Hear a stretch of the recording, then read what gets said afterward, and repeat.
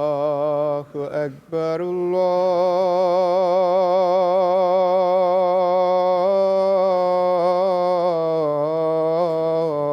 الله أكبر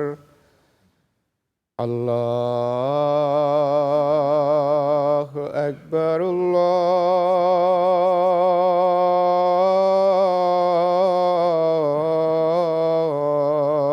الله أكبر أشهد أن لا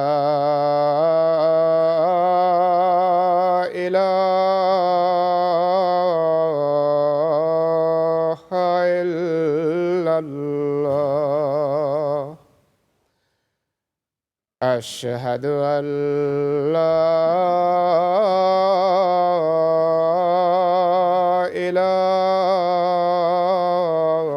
إله إلا الله أشهد أن محمدًا رسول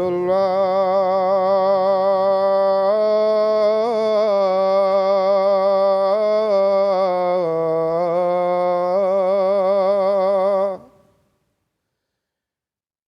أشهد أن محمدًا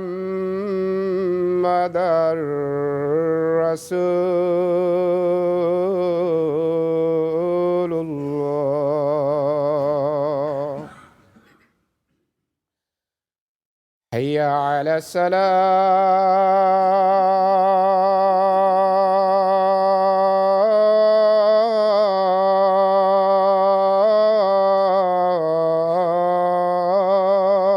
الصلاة حي على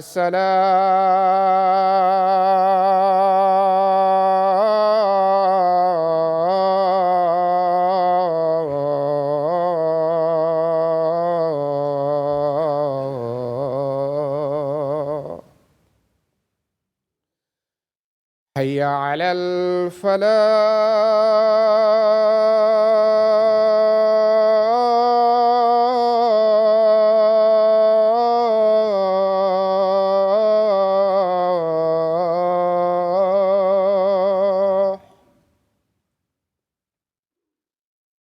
حي على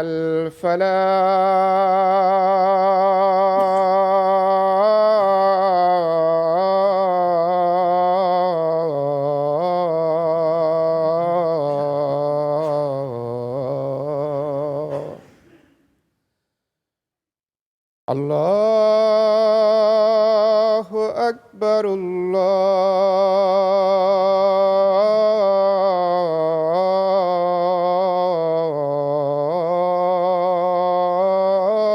الله أكبر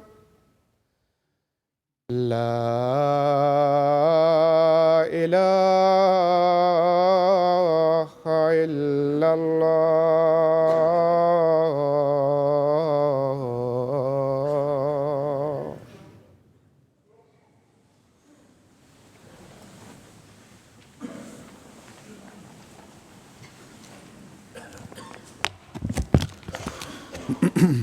السلام عليكم ورحمة الله.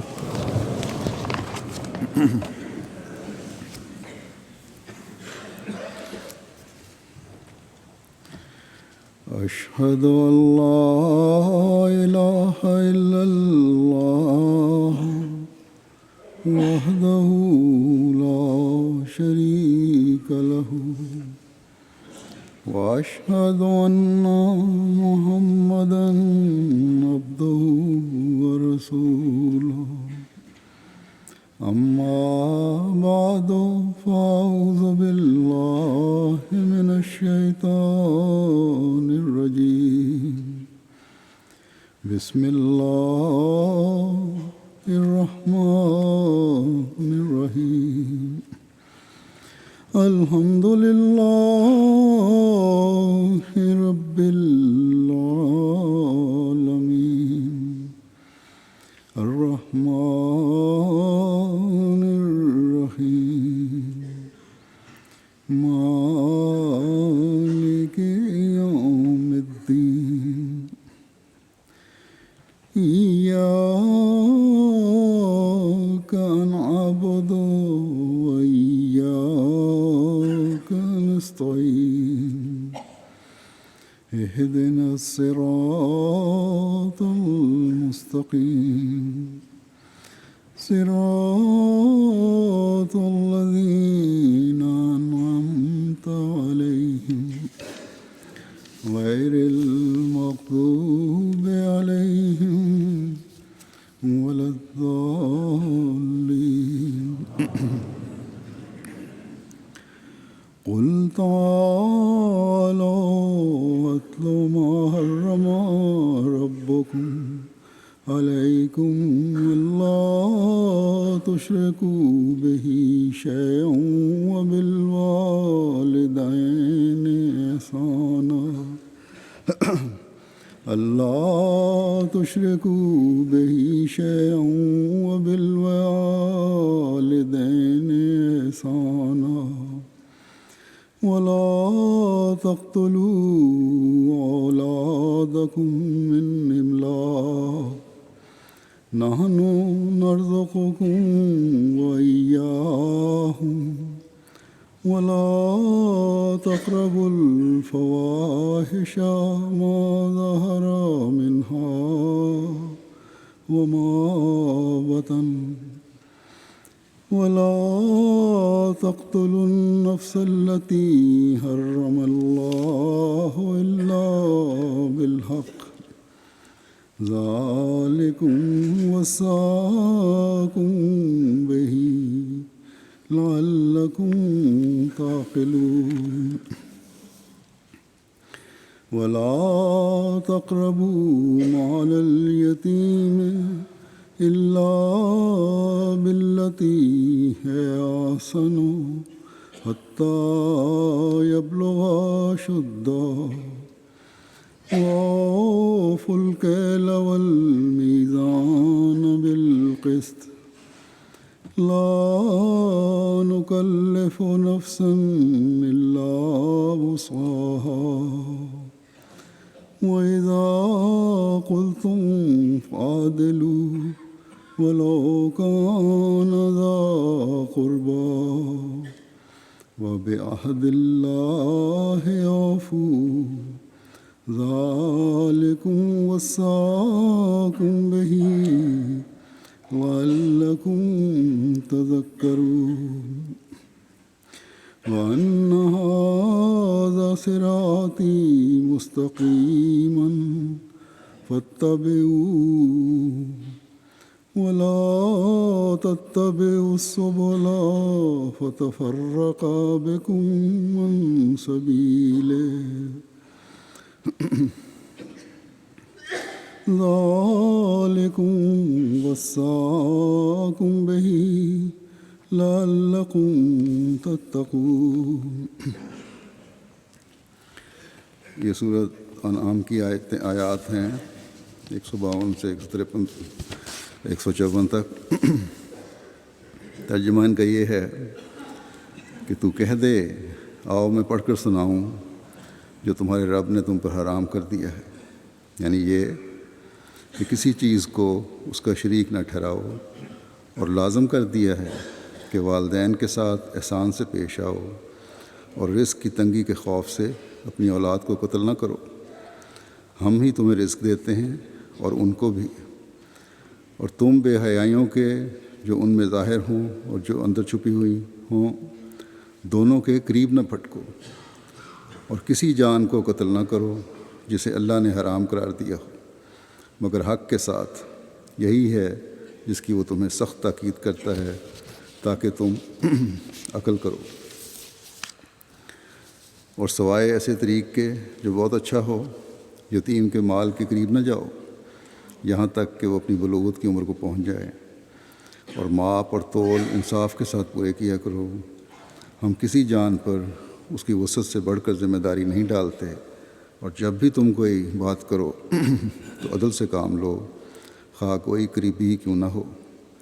اور اللہ کے ساتھ کیے گئے عہد کو پورا کرو، یہ وہ امر ہے جس کی وہ تمہیں سخت تاکید کرتا ہے تاکہ تم نصیحت پکڑو، اور یہ بھی تاکید کرتا ہے کہ یہی میرا سیدھا راستہ ہے، بس اس کی پیروی کرو اور مختلف راہوں کی پیروی نہ کرو، ورنہ وہ تمہیں اس کے راستہ سے ہٹا دیں گی۔ یہ ہے وہ جس کی وہ تمہیں تاکیدی نصیحت کرتا ہے تاکہ تم تقوی اختیار کرو۔ گزشتہ خطبے میں اس بات کا ذکر ہوا تھا کہ رمضان کے مہینے میں قرآن کریم نازل ہونا شروع ہوا۔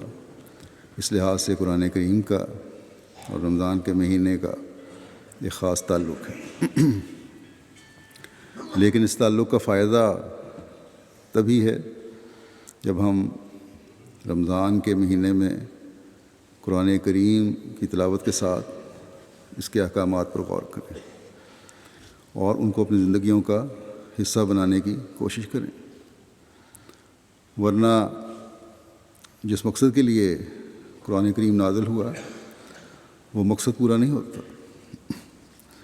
حضرت مسیح موعود علیہ الصلوۃ والسلام اس بارے میں ایک جگہ فرماتے ہیں کہ قرآن کا مقصد تھا وحشیانہ حالت سے انسان بنانا، انسانی آداب سے مہذب انسان بنانا، تا شرعی حدود اور احکام کے ساتھ مرحلہ طے ہو اور پھر باخدا انسان بنانا۔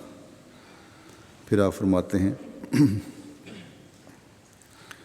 کہ یہ بھی یاد رکھنا چاہیے کہ قرآن کریم میں علمی اور عملی تکمیل کی ہدایت ہے، چنانچہ اہدنا الصراط میں تکمیل علمی کی طرف اشارہ ہے اور تکمیل عملی کا بیان صراط الذین انعمت علیہم میں فرمایا کہ جو نتائج اکمل اور اتم ہیں وہ حاصل ہو جائیں۔ جیسے ایک پودا جو لگایا گیا ہے جب تک پورا نشو و نما نہ کرے اس کو پھل پھول نہیں لگ سکتے، اسی طرح اگر کسی ہدایت کے اعلیٰ اور اکمل نتائج موجود نہیں ہیں وہ ہدایت مردہ ہدایت ہے جس کے اندر کوئی نشو و نما کی قوت اور طاقت نہیں ہے۔ فرمایا کہ قرآن شریف ایک ایسی ہدایت ہے کہ اس پر عمل کرنے والا اعلیٰ درجے کے کمالات حاصل کر لیتا ہے اور خدا تعالیٰ سے اس کا ایک سچا تعلق پیدا ہونے لگتا ہے، یہاں تک کہ اس کے اعمال صالحہ جو قرآنی ہدایتوں کے موافق کیے جاتے ہیں وہ ایک شجر طیب کی مثال جو قرآن شریف میں دی گئی ہے بڑھتے ہیں اور پھل پھول لاتے ہیں، ایک خاص قسم کی حلاوت اور ذائقہ ان میں پیدا ہوتا ہے۔ بس اگر قرآن کریم کا حق ادا کرتے ہوئے قرآن کریم کو پڑھا جائے اور پھر اس کے احکامات پر عمل کرنے کی طرف توجہ ہو تو عملی طور پر بھی ایک نمایاں تبدیلی انسان میں پیدا ہو جاتی ہے، اعلیٰ اخلاقی قدریں پیدا ہو جاتی ہیں۔ فرمایا کہ وحشیانہ حالت سے نکل کر ایسا شخص جس نے قرآنی تعلیم کو اپنے اوپر لاگو کیا ہو مہذب اور باخدا انسان بنتا ہے، اور باخدا انسان وہ ہوتا ہے جس کا خدا تعالیٰ سے ایک خاص اور سچا تعلق پیدا ہو جاتا ہے، جس کی مثال اللہ تعالیٰ نے قرآن کریم میں شجرہ طیبہ کی دی ہے۔ اللہ تعالیٰ فرماتا ہے کہ اصلها ثابت و فروعها فی السماء، کہ اس کی جڑیں مضبوطی کے ساتھ قائم ہوتی ہیں اور اس کی شاخیں آسمان کی بلندی تک پہنچ رہی ہوتی ہیں۔ اس کی وضاحت ایک جگہ حضرت مسیح موعود علیہ الصلوۃ والسلام نے یوں فرمائی ہے، فرمایا کہ اس جگہ اللہ تعالیٰ نے کھول دیا کہ وہ ایمان جو ہے وہ بطور تخم اور شجر کے ہے، اور اعمال جو ہیں وہ آبپاشی کے بجائے ہیں، یعنی آبپاشی کی جگہ ہیں۔ اعمال ایسے ہیں جس طرح کہ پانی دیا جائے پودے کو۔ قرآن شریف میں کسان کی فرمایا، قرآن شریف میں کسان کی مثال ہے کہ جیسا وہ زمین میں تخم ریزی کرتا ہے ایسا ہی ویسا ہی یہ ایمان کی تخم ریزی ہے، وہاں آپ پاشی ہے، یہاں اعمال۔ فرمایا پس یاد رکھنا چاہیے کہ ایمان بغیر اعمال کے ایسا ہے جیسے کوئی باغ بغیر انہار کے، یعنی اس میں پانی اور نہریں نہ ہوں، دریا نہ ہوں۔ جو درخت لگایا جاتا ہے، اگر فرمایا جو درخت لگایا جاتا ہے، اگر مالک اس کی آبپاشی کی طرف توجہ نہ کرے تو ایک دن خشک ہو جائے گا۔ اسی طرح ایمان کا حال ہے، والذین جاہدوا فینا، یعنی تم ہلکے کام پر نہ رہو، بلکہ اس راہ میں بڑے بڑے مجاہدات کی ضرورت ہے۔ اس لیے آپ نے فرمایا شروع میں کہ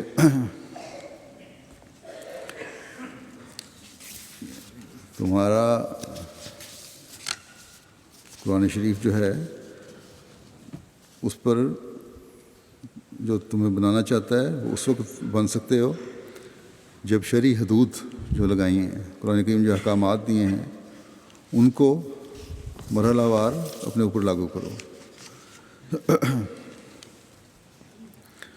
اور اس کے لیے حضرت نے فرمایا کہ آرام سے نہیں ہو جاتا، یہ اس کے لیے مجاہدات کی ضرورت ہے۔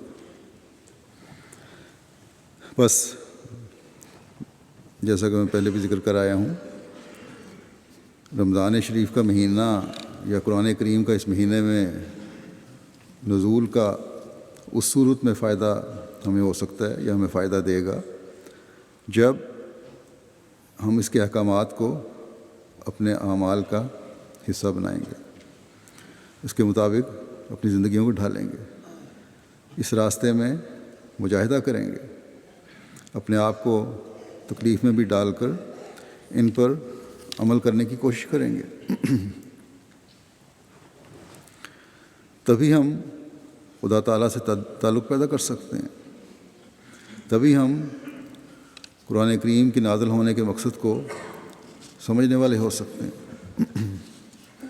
بس یہ رمضان جہاں ہمیں مجاہدات کی طرف توجہ دلاتا ہے، بہت سارے مجاہدات ہیں جو ظاہری طور پر ہم کرتے ہیں، کھانے پینے سے روکنا ہے اور بعض جائز کاموں سے روکنا ہے، وہاں اس بات کی بھی کوشش کرنی چاہیے کہ ان دنوں میں جب ہم قرآن کریم کو سمجھنے کی طرف ایک خاص توجہ دے رہے ہیں تو پھر ان احکامات کو اپنی عملی زندگی کا حصہ بنائیں تاکہ وہ سرسبز شاخیں بن جائیں جن کا آسمان سے تعلق ہوتا ہے، جن کا خدا تعالیٰ سے تعلق ہوتا ہے، جن کی دعائیں خدا تعالیٰ سنتا ہے۔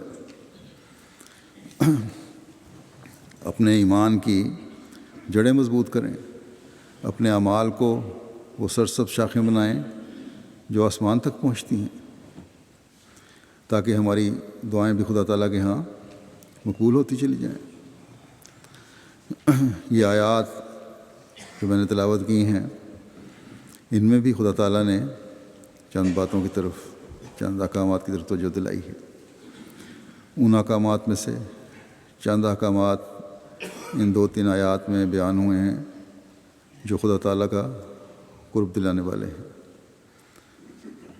تقویٰ پر چلانے والے ہیں، حقوق اللہ اور حقوق العباد کی طرف رہنمائی کرنے والے ہیں۔ جیسا کہ میں نے ترجمے میں پڑھ کے سنا دیا تھا، ہر ایک پر واضح ہو گیا ہوگا کہ کیا احکامات ہیں۔ یاد دہانی کے دوبارہ بتا دیتا ہوں۔ فرمایا کہ سب سے پہلے تو یہ بات یاد رکھو کہ خدا تعالیٰ کے ساتھ کسی کو شریک نہ ٹھہراؤ۔ پھر فرمایا والدین سے حسن سلوک کرنا انتہائی اہم چیز ہے، اس کو کبھی نہ بھولو، اور بدسلوکی تم پر حرام ہے۔ تیسری بات یہ کہ رزق کی تنگی کے خوف سے اپنی اولاد کو قتل نہ کرو۔ پھر یہ کہ مخفی اور ظاہر ہر قسم کی بے حیائیوں سے بچو، بلکہ ان کے قریب بھی نہیں جانا۔ پانچویں بات یہ کہ کسی جان کو قتل نہ کرو سوائے اس کے کہ جسے اللہ نے جائز قرار دے دیا ہو، اور اس کی بھی آگے تفصیلات ہیں کیا کس طرح جائز ہے۔ پھر فرمایا کہ یتیموں کے مال کے قریب بھی نہ جاؤ۔ ساتویں بات یہ کہ بلوغت کو پہنچ جائیں جب یہ لوگ تو پھر ان کے مال انہیں لٹا دو، پھر کوئی بہانے نہ ہوں۔ آٹھویں بات یہ کہ ماپ تول میں انصاف کرو۔ پھر یہ کہ ہر حالت میں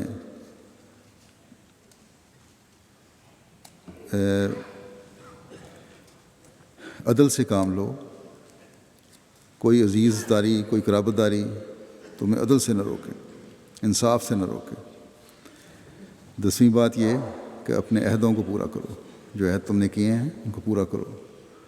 اور پھر یہ کہ ہر حالت میں صراط مستقیم پر قائم رہنے کی کوشش کرتے چلے جاؤ۔ یہ وہ خاص اہم باتیں ہیں اور پھر ان کی جزیات ہیں۔ ان باتوں پر چل کر انسان تقویٰ کی راہوں پر چلنے والا کہلا سکتا ہے، اللہ تعالیٰ کا قرب حاصل کرنے کی کوشش کرنے والا کہلا سکتا ہے۔ سب سے پہلے خدا تعالیٰ نے جس بات کی طرف توجہ دلائی ہے، بلکہ حکم دیا کہ یہ کبھی تم سے سرزد نہ ہو ایسی بات یہ تم پر حرام ہے کہ خدا تعالیٰ کا شریک کسی کو ٹھہراؤ۔ اس ہستی کے ساتھ تم شریک ٹھہراؤ جو تمہارا رب ہے، جو تمہارا پیدا کرنے والا ہے، جو تمہاری دماغی، جسمانی، مادی، روحانی صلاحیتوں کی پرورش کرنے والا ہے، جو تمام نعمتوں کو مہیا کرنے والا ہے۔ بس کون عقل مند ہے جو ایسے طاقتوں کے مالک خدا اور ایسی نعمتیں مہیا کرنے والے خدا کا کسی کو شریک بنائے؟ لیکن لوگ سمجھتے نہیں اور شریک بناتے ہیں، گہرائی میں جا کر شرک کے مفہوم کو نہیں سمجھتے، اور ایسے عظیم خدا کے مقابلے پر خدا کھڑے کرتے ہیں کہ حیرت ہوتی ہے۔ ہر زمانے میں، ہر حالت میں لوگوں میں یہ حالت پیدا ہوتی رہی ہے۔ اسی لیے انبیاء سب سے پہلے جب آتے ہی شرک کی تعلیم کے خلاف بات کرتے ہیں، خدا تعالیٰ سے تعلق پیدا کرنے کی طرف توجہ دلاتے ہیں۔ شرک ایسا گناہ ہے کہ اللہ تعالیٰ نے فرمایا کہ اس کو میں نہیں بخشوں گا۔ اس بارے میں حضرت مسیح موعود علیہ السلام توجہ دلاتے ایک جگہ فرماتے ہیں کہ ہر ایک گناہ بخشنے کے قابل ہے، مگر اللہ تعالیٰ کے سوا اور کوئی معبود کارساز جاننا ایک ناقابل عفو گناہ ہے، یعنی یہ معاف نہیں ہوگا۔ ان الشرک لظلم عظیم لا یغفر ان یشرک بہ۔ یہاں شرک سے ہی مراد نہیں کہ پتھروں وغیرہ کی پرستش کی جاوے، بلکہ یہ ایک شرک ہے کہ اسباب کی پرستش کی جاوے اور معبودات دنیا پر زور دیا جاوے۔ دنیا میں جو بہت ساری جن سے فائدہ انسان اٹھاتا ہے ان کی طرف توجہ ہو جائے، اسی کا نام ہی شرک ہے۔ اور معاصی کی مثال، یعنی گناہ جو ہیں عام گناہ، ان کی مثال تو حقے کی سی ہے کہ اس کو چھوڑ دینے سے کوئی تکلیف نہیں ہوتی اور مشکل بات نظر نہیں آتی، مگر شرک کی مثال افیم کی سی ہے کہ وہ عادت ہو جاتی ہے جس کو چھوڑنا محال ہو جاتا ہے۔ پھر ہمیں توجہ دلاتی ایک جگہ حضرت مسیح علیہ السلام فرماتے ہیں، مزید گہرائی میں جا کے بتایا آپ نے کہ شرک 3 قسم کا ہے۔ اول یہ کہ عام طور پر بت پرستی، درخت پرستی وغیرہ کی جاوے، درختوں کی پوجا بھی کرتے ہیں بعض لوگ، یہ سب سے عام اور موٹی قسم کا شرک ہے۔ دوسری قسم شرک کی یہ ہے کہ اسباب پر حد سے زیادہ بھروسہ کیا جائے کہ فلاں کام نہ ہوتا تو میں ہلاک ہو جاتا، یہ بھی شرک ہے۔ تیسری قسم شرک کی یہ ہے کہ خدا تعالیٰ کے وجود کے سامنے اپنے وجود کو بھی کوئی شے سمجھا جاوے، کہ میں بھی کچھ کر سکتا ہوں. اس لیے اللہ تعالیٰ نے فرمایا تم کچھ نہیں کر سکتے. ایک مومن ہر کام کرنے سے پہلے انشاءاللہ ضرور کہنا چاہیے. فرمایا کہ موٹے شرک میں تو آج کل اس روشنی اور عقل کے زمانے میں کوئی گرفتار نہیں ہے. یعنی درختوں کی پوجا کریں یا بعض ایسے جو پہلی قسم ہے. البتہ اس مادی ترقی کے زمانے میں شرک فی الاسباب بہت بڑھ گیا. اسباب پر انحصار، چیزوں پر انحصار، لوگوں پر انحصار، یہ بہت زیادہ ہو گیا.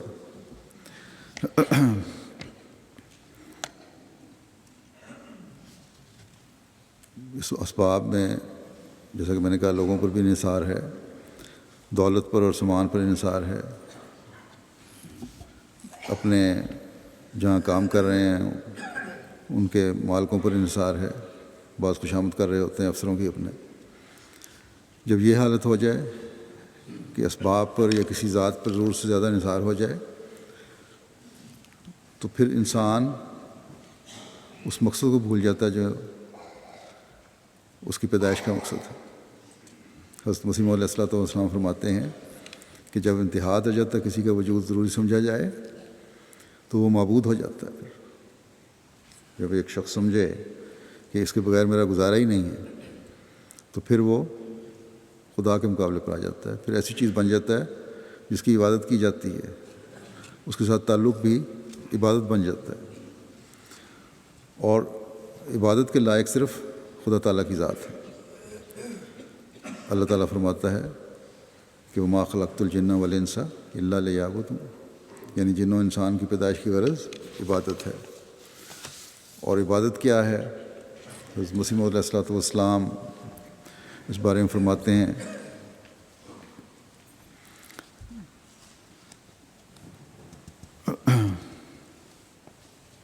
یعنی اے لوگو تم اس خدا کی پرستش کرو جس نے تمہیں پیدا کیا ہے، یعنی اس کو اپنے کاموں کا کارساز سمجھو. جو اتنے بھی تمہارے کام ہیں ان کو کرنے والا، تو ان کی تکمیل کرنے والا، ان کے انتہا تک پہنچانے والا، کامیابی دینے والا صرف خدا تعالیٰ ہے. یہ ہے خدا تعالیٰ کی پرستش اور عبادت، اور اس پر توکل کرو.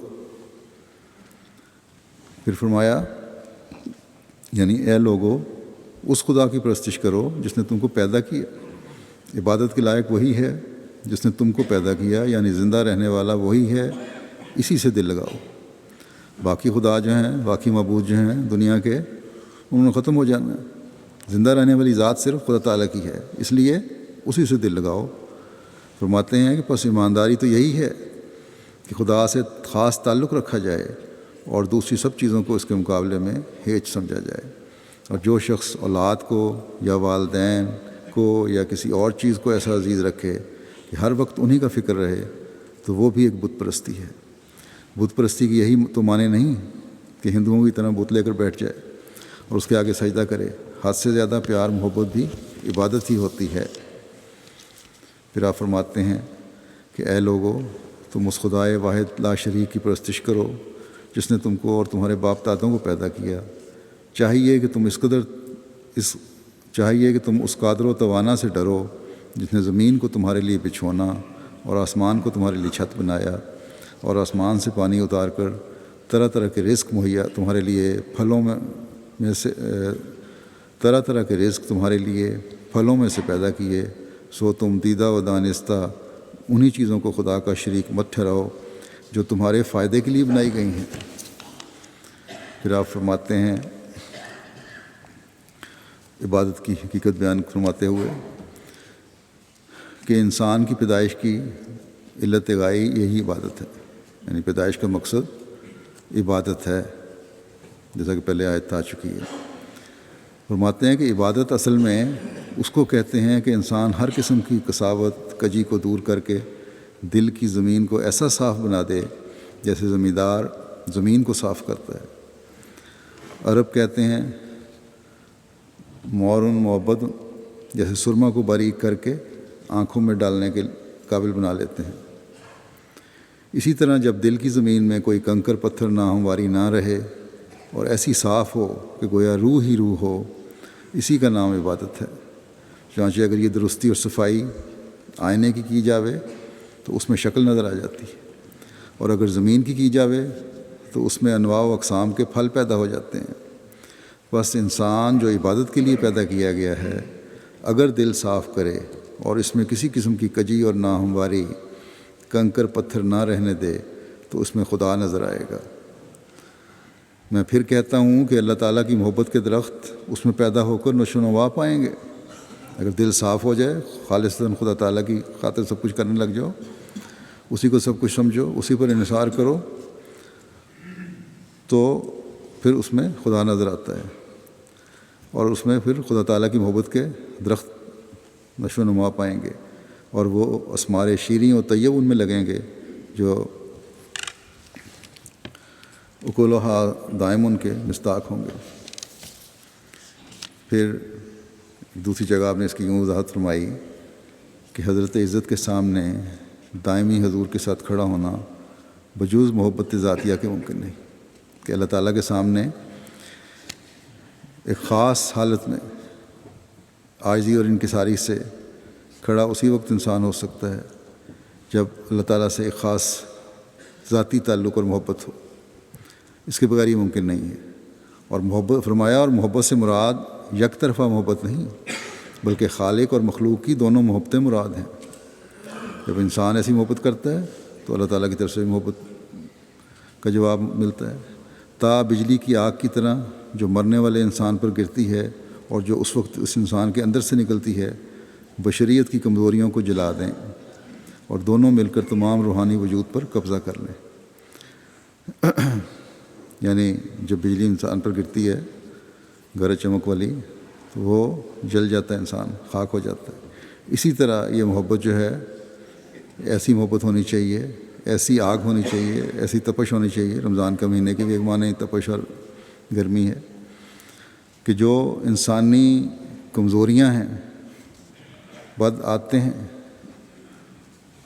ان سب کو جلا دے اور تمام وجود پر روحانیت کا قبضہ ہو جائے۔ یہ ہے مقصد انسان کا، اور یہ ہے مقصد جس کے لیے رمضان کے مہینے میں ہمیں سے گزارا جاتا ہے۔ بس یہ معیار ہے جو اللہ تعالیٰ کی بات کا ہمارے سامنے حضرت مسیح موعود علیہ السلام نے پیش فرمایا ہے، اور جب یہ معیار حاصل ہوتا ہے، خدا تعالیٰ کی محبت سب محبتوں پر غالب آ جاتی ہے، تو پھر تمام قسم کے شرکوں سے انسان آزاد ہو جاتا ہے۔ اللہ کرے کہ اس رمضان میں ایسی عبادت کی اللہ تعالیٰ توفیق عطا فرمائے، اس کی محبت ہمیں قائم ہو اور وہ دائمی محبت ہو۔ پھر اللہ تعالیٰ نے جو اگلا حکم فرمایا وہ یہ ہے کہ والدین سے احسان کا سلوک کرو۔ یہ ترتیب بھی وہ قدرتی ترتیب ہے جو انسان کی زندگی کا حصہ ہے۔ خدا تعالیٰ کی ذات کے بعد اس دنیا میں والدین ہی ہیں جو بچوں کی پرورش اور ان کی ضروریات کا خیال رکھتے ہیں۔ غریب سے غریب والدین بھی اپنے دائرے میں یہ بھرپور کوشش کرتے ہیں کہ ان کے بچوں کی صحیح پرورش ہو، اس کے لیے وہ بے شمار قربانیاں بھی کرتے ہیں عموماً۔ بس فرمایا کہ والدین سے احسان کا سلوک کرو۔ ایک دوسری جگہ خدا تعالیٰ فرماتا ہے کہ وَقَضَىٰ رَبُّكَ أَلَّا تَعْبُدُوا إِلَّا إِيَّاهُ وَبِالْوَالِدَيْنِ إِحْسَانًا إِمَّا يَبْلُغَنَّ عِندَكَ الْكِبَرَ أَحَدُهُمَا أَوْ كِلَاهُمَا فَلَا تَقُل لَّهُمَا أُفٍّ وَلَا تَنْهَرْهُمَا وَقُل لَّهُمَا قَوْلًا كَرِيمًا۔ یعنی تمہارے رب نے یہ تاکیدی حکم دیا ہے کہ تم اس کے سوا کسی کی عبادت نہ کرو۔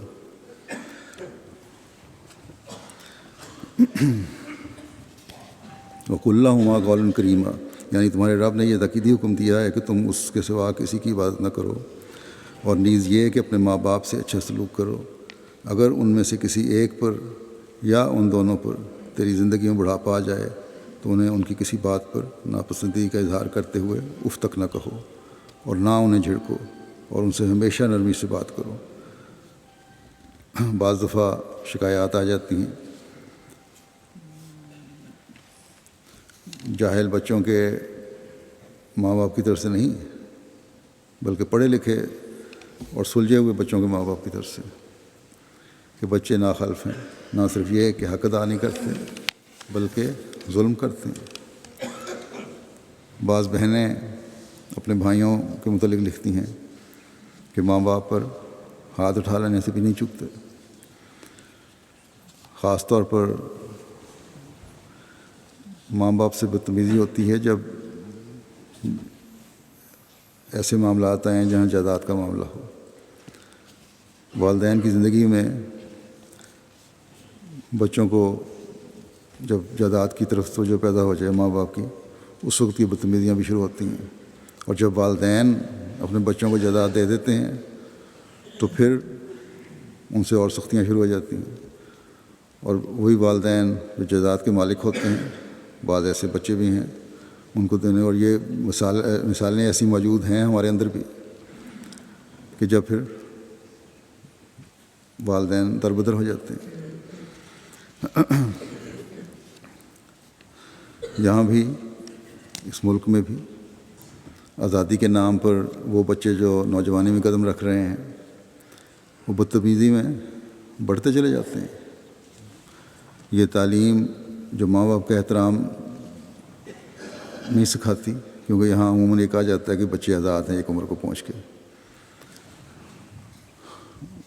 یا یہ آزادی جو یہاں بچوں کو ہے جو حفظ مراتب کا خیال نہیں رکھتی یا ماں باپ کی عزت قائم نہیں کرتی، یہ تعلیم اور ترقی نہیں ہے بلکہ یہ جہالت ہے۔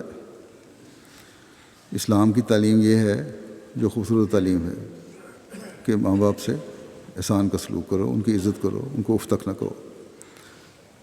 یہ احترام قائم کرتی ہے ماں باپ کا۔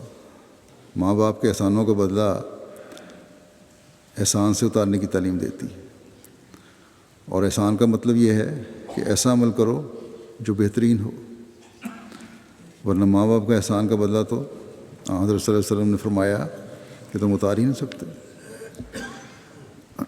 اس احسان کے بدلے کے لیے بچوں کو اللہ تعالیٰ نے کیا خوبصورت تعلیم دی ہے۔ اللہ تعالیٰ فرماتا ہے کہ والدین کے لیے یہ بھی دعا کرو، رب ارحمہما کما ربیانی صغیرا، کہ اے میرے رب ان پر رحم فرما جس طرح میرے بچپن میں مجھ پر رحم کرتے رہے یہ لوگ، اور انہوں نے میری رحم کرتے ہوئے پرورش کی تھی میری۔ بس یہ اعلیٰ اخلاق ہیں جو اسلام ایک مسلمان کو اپنے والدین سے حسن سلوک کے بارے میں سکھاتا ہے۔ یہ وہ اعلیٰ معیار ہیں جو ایک مسلمان کا اپنے والدین کے لیے معیار ہے جو ایک مسلمان کا اپنے والدین کے لیے ہونا چاہیے۔ یہ دعا صرف زندگی کی دعا نہیں ہے بلکہ والدین کی وفات کے بعد بھی ان کے درجات کی بلندی کے لیے دعا ہو سکتی ہے۔ یعنی ایک تو زندگی میں دعا ہے کہ جو ہماری طرف سے کمی رہ گئی ہے اس کمی کو اس دعا کے ذریعے سے اللہ تعالیٰ پورا فرمائے اور اپنے خاص رحم میں رکھے۔ دوسرے، اس رحم کا سلسلہ اگلے جہان تک بھی جاری رہے اور اللہ تعالیٰ ان کے درجات بلند فرماتا رہے۔ حضرت مسیح موعود علیہ السلام فرماتے ہیں خدا نے یہ چاہا ہے کہ کسی دوسرے کی بندگی نہ کرو اور والدین سے احسان کرو۔ پہلے یہی فرمایا نا اللہ تعالیٰ نے کہ صرف اللہ کی عبادت کرو، اور پھر اگلا حکم کہ والدین سے احسان کرو۔ فرمایا کہ حقیقت میں ایک ایسی ربوبیت ہے کہ انسان بچہ ہوتا ہے اور کسی قسم کی طاقت نہیں رکھتا۔ اس حالت میں ماں کیا کیا خدمات کرتی ہے، اور والد اس حالت میں ماں کی مہمات کا کیسا متکفل ہوتا ہے۔ خدا تعالیٰ نے محض اپنے فضل سے ناتواں مخلوق کی خبرگیری کے لیے دو ماحول پیدا کر دی ہیں، اور اپنی محبت کے انوار سے ایک پرتاؤ محبت کا ان میں ڈال دیا ہے۔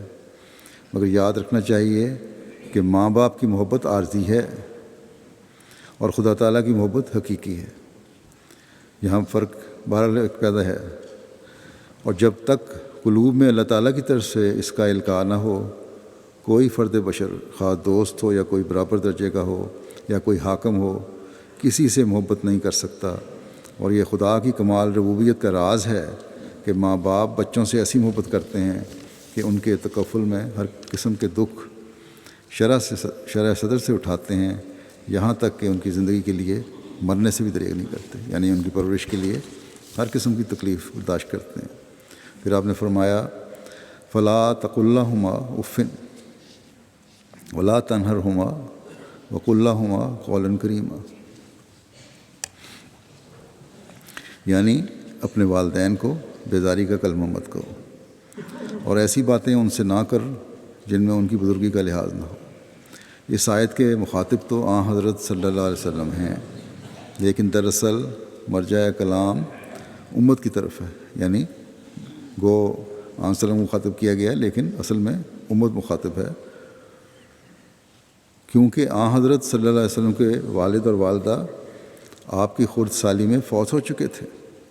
اور اس حکم میں ایک راز بھی ہے، اور وہ یہ ہے کہ اس آیت سے ایک عقل مند سمجھ سکتا ہے کہ جب کہ آن حضرت صلی اللہ علیہ وسلم کو مخاطب کر کے فرمایا گیا ہے کہ تو اپنے والدین کی عزت کر اور ہر ایک بول چال میں ان کے بزرگانہ مرتبے کا لحاظ رکھ، تو پھر دوسروں کو اپنے والدین کی کس قدر تعظیم کرنی چاہیے۔ اور اسی کی طرف یہ دوسری آیت اشارہ کرتی ہے وَقَضَىٰ رَبُّكَ أَلَّا تَعْبُدُوا إِلَّا إِيَّاهُ وَبِالْوَالِدَيْنِ إِحْسَانًا، یعنی تیرے رب نے چاہا ہے کہ تو فقط اسی کی بندگی کر اور والدین سے احسان کر۔ اس آیت میں بت پرستوں کو جو بت کی پوجا کرتے ہیں سمجھایا گیا ہے کہ بت کچھ چیز نہیں ہے اور بتوں کا تم پر کچھ احسان نہیں ہے، انہوں نے تمہیں پیدا نہیں کیا اور تمہاری خرد سالی میں وہ تمہارے متکفل نہیں تھے، اور خدا جائز رکھتا کہ اس کے ساتھ کسی اور کی بھی پرستش کی جائے تو یہ حکم دیتا کہ تم والدین کی بھی پرستش کرو، کیونکہ وہ بھی مجازی رب ہیں، اور ہر ایک شخص طبعاً یہاں تک کہ درند چرند بھی اپنی اولاد کو ان کی خرد سالی میں یعنی چھوٹے ہوتے ضائع ہونے سے بچاتے ہیں۔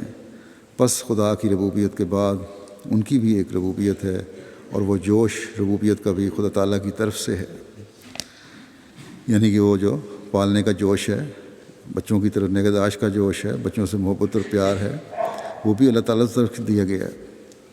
بس یہ وہ مقام ہے جو والدین کا ہے، جسے ہمیشہ ہمیں اپنے سامنے رکھنا چاہیے۔ ایک حدیث میں آتا ہے کہ حضرت صلی اللہ علیہ وسلم نے فرمایا کہ مٹی میں ملے اس کی ناک، مٹی میں ملے اس کی ناک، یہ الفاظ حضرت صلی اللہ علیہ وسلم نے 3 دفعہ دہرائے، یعنی ایسا شخص بدقسمت اور قابل مذمت ہے۔ صحابہ نے پوچھا کہ کون سا وہ شخص ہے؟ آپ نے فرمایا وہ شخص جس نے بوڑھے ماں باپ کو پایا اور پھر ان کی خدمت کر کے جنت میں داخل نہ ہو سکا۔ پھر اگلا حکم جو ہے ان آیات میں اس نے فرمایا کہ وَلَا تَقْتُلُوا أَوْلَادَكُمْ مِنْ إِمْلَاقٍ، کہ رزق کی تنگی کی وجہ سے اپنی اولاد کو قتل نہ کرو۔ اس کے بھی کئی معنی ہیں۔ یہاں قرآن کریم کے احکام کی ایک اور خوبصورتی بھی واضح ہوتی ہے کہ پہلے اولاد کو کہا کہ تم نے والدین کی خدمت کرنی، ان سے احسان کا سلوک کرنا ہے، ان کی کسی بات پر بھی اف نہیں کرنا۔ انسان کو اعتراض تو اسی صورت میں ہوتا ہے جب کوئی بات بری لگے، تو فرمایا کہ کوئی بات والدین کی بری بھی لگے تب بھی تم نے جواب نہیں دینا، بلکہ اس کے مقابلے پر بھی تمہاری طرف سے رحم اور اطاعت کا اظہار ہونا چاہیے۔ اب والدین کو حکم ہے کہ اپنی اولاد کی بہترین تربیت کرو، کوئی امر اس تربیت میں مانے نہ ہو، غربت بھی اس میں حائل نہ ہو۔ بس یہ والدین پر فرض کیا گیا ہے کہ اپنے بچوں کی تعلیم و تربیت کا ایسا خیال رکھو کہ وہ روحانی اور اخلاقی لحاظ سے مردہ نہ ہو جائیں، ان کی صحت کی طرف توجہ نہ دے کر انہیں قتل نہ کرو، بعض ناجائز بچتیں کر کے ان کی صحت برباد نہ کرو۔ بس ماں باپ کو جب ربوبیت کا مقام دیا گیا ہے تو بچوں کی ضروریات کا خیال رکھنا ان پر فرض کیا گیا۔ بچوں کو معاشرے کا بہترین حصہ بنانا ماں باپ پر فرض کیا گیا، کیونکہ اگر یہ نہ کیا جائے تو یہ اولاد کے قتل کے مترادف ہے۔ کوئی عقل کرنے والا انسان جو ہے، عقل رکھنے والا، ظاہری طور پر تو اپنی اولاد کو قتل نہیں کرتا، سوائے چند سر پھروں کے یا وہ جو خدا تعالیٰ کو بھول گئے ہیں، جن کی صرف اپنی نفسانی خواہشات ہوتی ہیں۔ جن کی مثالیں یہاں ملتی رہتی ہیں، ذکر جن کا وقتاً فوقتاً اخبارات میں آتا رہتا ہے کہ اپنے دوست کے ساتھ مل کر اپنے بچوں کو قتل کر دیا، یا پھر ایسے واقعات غریب ممالک میں بھی ہوتے ہیں کہ ماں یا باپ نے بچوں سمیت اپنے آپ کو جلا لیا بعض حالات سے تنگ آ کر. تو وہ ایک انتہائی مایوسی کی کیفیت ہے اور جنونی حالت ہے، لیکن عام طور پہ اس طرح نہیں ہے. جیسا کہ میں نے کہا، اس کے آیت کے مختلف معنی ہیں، قتل کے مختلف معنی ہیں.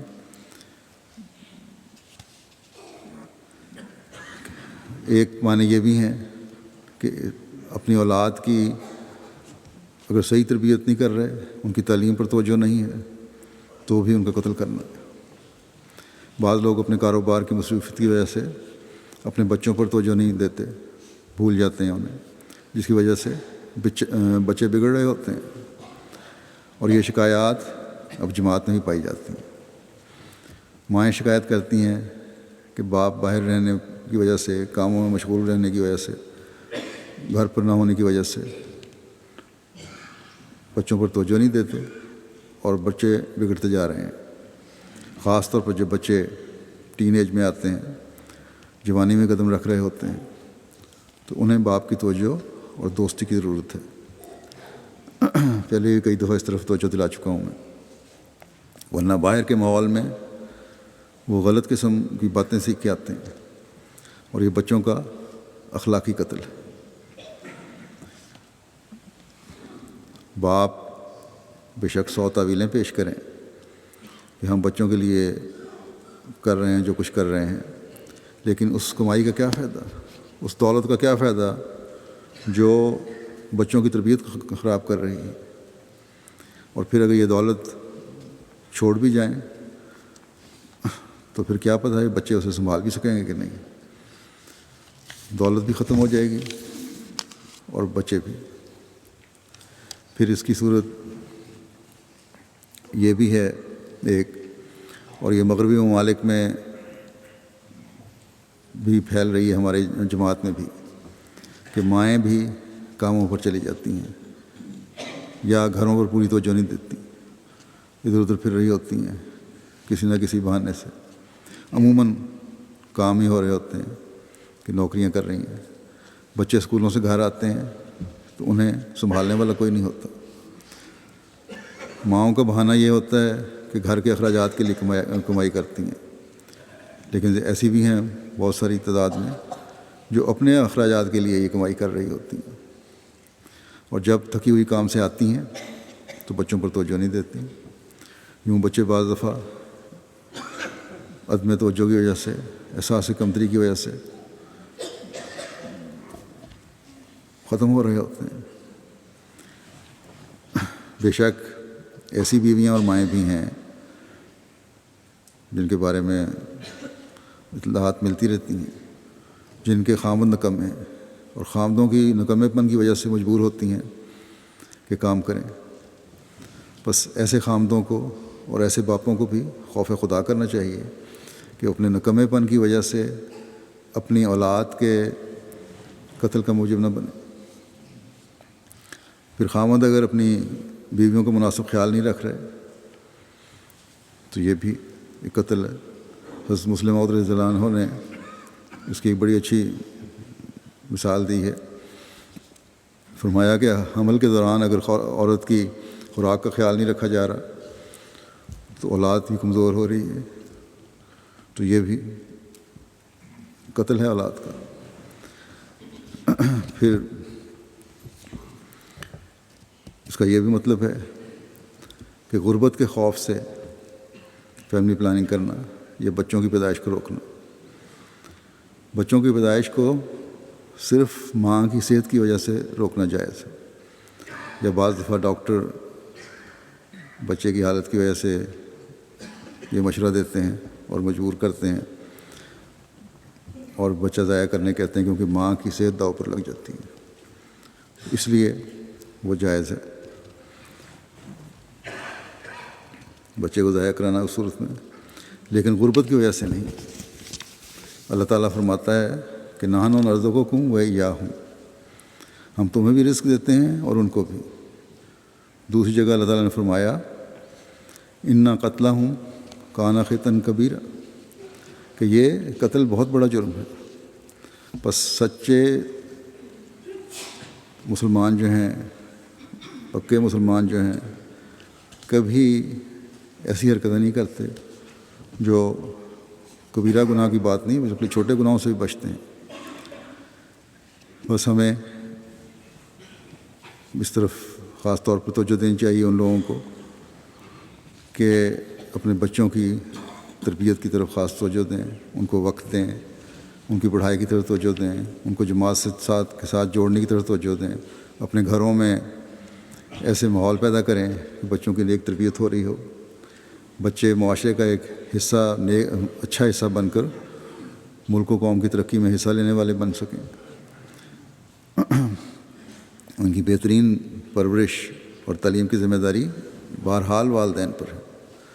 بس والدین کو اپنی ترجیحات کے بجائے بچوں کی تعلیم و تربیت کی طرف خاص توجہ دینے کی ضرورت ہے۔ باپ یہ نہیں کہہ سکتے کہ یہ بچوں کی تربیت کا کام صرف عورتوں کا ہے، اور نہ مائیں صرف یہ باپوں کی ذمہ داری ڈال سکتی ہیں، یہ دونوں کا کام ہے۔ اور بچے ان لوگوں کی صحیح پرورش پاتے ہیں جن کی پرورش میں ماں اور باپ دونوں کا حصہ ہو، دونوں اہم کردار ادا کر رہے ہیں۔ یہاں ان ملکوں میں دیکھ لیں، طلاقوں کی وجہ سے سنگل پیرنٹس بچے کافی تعداد میں ہوتے ہیں اور وہ برباد ہو رہے ہوتے ہیں۔ جن اسکولوں میں پڑھ رہے ہوتے ہیں ان اسکولوں کی انتظامیہ بھی تنگ آئی ہوتی ہے، پولیس بھی تنگ آئی ہوتی ہے ان اسکولوں کے ارد گرد کے ماحول میں۔ جرائم پیشہ لوگ بھی ایسے ہی بچوں میں شامل ہیں، جرائم پیشہ لوگوں میں ایسے اس قسم کے بچے ہی شامل ہوتے ہیں جو شروع سے ہی خراب ہو رہے ہوتے ہیں، ماں باپ کی صحیح توجہ نہیں جن کو مل رہی ہوتی ہے۔ یہاں میں یہ قابل فکر بات بھی اس ضمن میں کہنا چاہوں گا کہ ہمارے ہاں بھی طلاقوں کا رجحان بہت زیادہ بڑھ رہا ہے، اس لیے بچے بھی برباد ہو رہے ہیں۔ بعض دفعہ طلاقیں شروع میں ہو جاتی ہیں، بعض دفعہ کئی سال بعد بچوں کے پیدائش کے بعد۔ تو ماں اور باپ دونوں کو اپنی اناؤں اور ترجیحات کے بجائے بچوں کی خاطر قربانی کرنی چاہیے۔ اللہ تعالیٰ ہم سب کو قرآنی احکامات پر عمل کرنے کی توفیق عطا فرمائے۔ 3 بیان ہوئے ہیں، باقی انشاءاللہ تعالیٰ آئندہ بیان کروں گا۔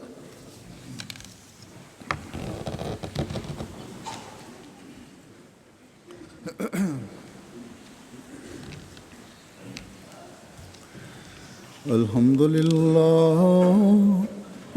للہ نحمده ونستعینه ونستغفره ونؤمن به ونتوکل علیہ ونعوذ باللہ من شرور انفسنا ومن سیئات اعمالنا من يهده الله فلا مضل له ومن يضلله فلا هادي له ونشهد أن لا إله إلا الله ونشهد أن محمدا عبده ورسوله عباد الله رحمكم الله إن الله يأمر بالعدل والإحسان